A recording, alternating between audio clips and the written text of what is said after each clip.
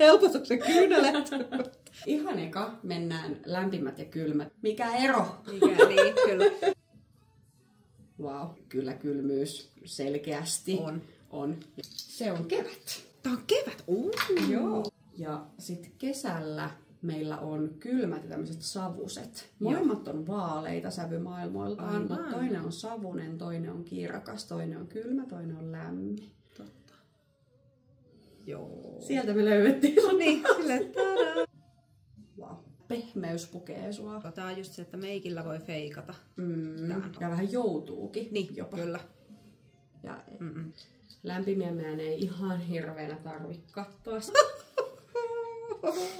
Jos sä haluaisit naamioitua, niin tää on sun naamioitumisväri. Ei huono. Ei huono. Oh no. Tää on punaiseen. Wow. Pitäis toi pelkästään täällä, niin tää on ihan irrallinen. Joo. Siis katon nyt, tää on ihan hirveetä. Ihan selkeä kylmä. Sus ei mitään. Siis ei ole mitään lämpöä. Lähdetään kattoo vähän sinisen sävysuuntaan. Tää on vähän pehmeämpää. Tää on ihana. Ja sitten tämmöstä pastellista. Mihin sä katosit? Sä vähän hukut tänne.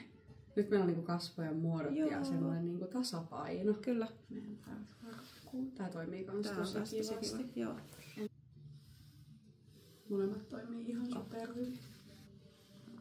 Wow. Joo. Tää on nyt ihan kiva. Joo. Mut sitten joo. Oikein mustapohjainen, mennään jo aika sinne sähkön sinisen puolelle. Täällä on vähän semmoinen, että sävy tulee ensin, sä tulet sen jälkeen. Joo, kyllä. Ja tässä sävyssä näkyy mustuus sun kasvoilla. Aivan.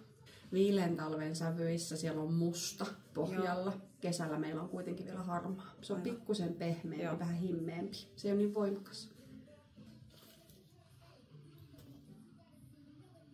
Vähän rauhallisempi. Joo. Ja tää on parempi. Tää toimii sulla uskomattoman hyvin. Joo. Tää on vähän liian kirkas. Mä kaipaisin siihen pientä pehmeyttä enemmän. Täällä meillä on hyvin tämmönen valkopohjainen sävy.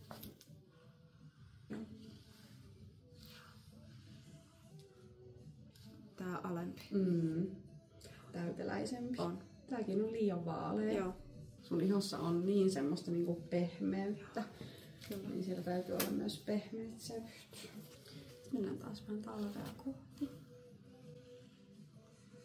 Joo. Tää viileä kesä vähän tämmönen, että tää on ihan kiva, mutta tästä puuttuu kans semmoinen niinku wow-efekti. Joo. Haluaisin meikata sua, kun sä jäät vähän sen sävyn varaan. Nää pikkusen vaaleampiin, pikkasen pehmeämpiin, niin sä löyvyt sieltä taas. Tossa on ihan tippa lämpöä. Joo, tää menee vähän neutraalimpaa. Joo. No joo. Täällä on liikaa lämpöä sulle. Joo, niin on. Tää on heti parempi. Ja sun sävymaailma on hyvin semmoinen, että siellä on selkeästi semmoista pehmeyttä ja pehmeitä elementtejä, mutta samaan aikaan siellä on tosi voimakas viileys. Wow. Ja susta tää korkea kontrastisuus. Tästä tulee taas vähän semmoinen, että meillä on kangas ja kasvot. Joo. Noniin. Joo. Sä oot ihan keltainen. Tää on käsittämätöntä, kuinka voimakkaasti tää lämpö hyppää sun kasvoille, kun se, niin kun sun iho ei tue sitä yhtään. Mä näytän sulle sitä ajatusta, mikä NS-ongelma meillä on 12-jakoisen maailmassa, minkä takia me ei sieltä saa sulle ihan semmoista niin kuin täydellistä palettia. Jos me ajatellaan sitä, että vaalean kesän sävymaailma on hyvin tämmöistä vaaleaa, kyllä. Semmoista niinku pastellista, vähän kirkkaampaa, raikkaampaa. Jos mä ajattelisin tämän koko sun vaatekaapin pelkäksi tämmöiseksi, niin sä jäät kyllä ihan sinne niinku unohduksiin. Sitten taas jos me mentäisiin ihan täysin viileäseen, tää on heti parempi, koska tänne tulee tää voimakkuutta, tänne tulee tummuutta. Mutta jos sun koko vaatekaappi olisi taas tätä, niin sit tulisi semmoinen, että sulla on aina pakko peikata, koska ne vaatteet lähtee viemään sua ja sä et niinkään vie niitä vaatteita. Mitä me lähdetään sulle rakentamaan. Pehmeeseen kesään tulee se syksyn vaikutus ja siellä on tämmöisiä neutraaleja sävyjä, mitkä meidän pitää jättää sulta pois. Aivan. Joten me valitaan täältä pehmeän kesän sävyistä näitä viileimpiä sävyjä. Ja me yhdistetään niitä viileän kesän näihin vähän niin kuin pehmeimpiin sävyihin. Eli ei oteta niitä ihan kaikista kirkkaimpia talvenomaisimpia sävyjä. Ja sitten me otetaan täältä vähän niin kuin vaalean kesän maailmoista tämmöistä pientä raikkautta sinne. Lähdetään niin kuin sekoittaa näitä kaikkia. Joo. Ja jotta me saadaan sulle tämmönen sekoitettu maailma, niin meidän pitää mennä tekemään sulle 23-jakosesta värianalyysi, josta siellä se oli todellinen kesä.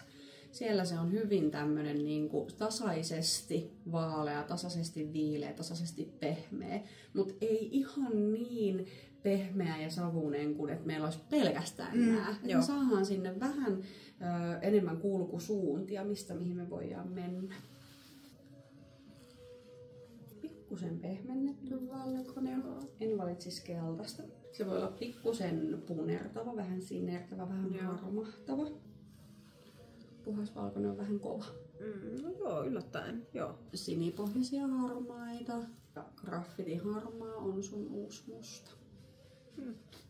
Mutta en mä koe, että musta sulle mikään first in case väri on. Ei. Koska sussakin on kuitenkin semmoista medium-tummuutta, niin tää ei ole ihan niin kova. Mustan ruskea voisi olla myös uusi tuttavuus, kunhan se on kylmä. Mennään taas medium-tummuuteen. Tämä on ihan superhyvä. Joo. Sä voit hyvin mennä myös näihin tummiin sinisiin. Joo. Tää on kyllä ihana. Niin jo. Lähdetään burgundyn punaisesta. Mä rakastan häntä. Hän on ihana. Siis tää on yksi mun suosikkivärejä. Ihana. Tällä kun näitä alkaa olla tässä tällä niin kuin rivissä, niin tää on jotenkin tosi semmonen miellyttävä. Mutta pehmeys on ehdottomasti siellä sun paletissa ihan semmoista niin kuin silmin nähtävää. Se on sun maailma. Ja me tehdään sulle niin, että me otetaan 12-jakoisen fyysinen paletti, pehmeän kesän paletti, napataan sieltä syksyn vaikutus pois. Ja sit sä saat digitaalisen todellisen kesän paletin. Okay.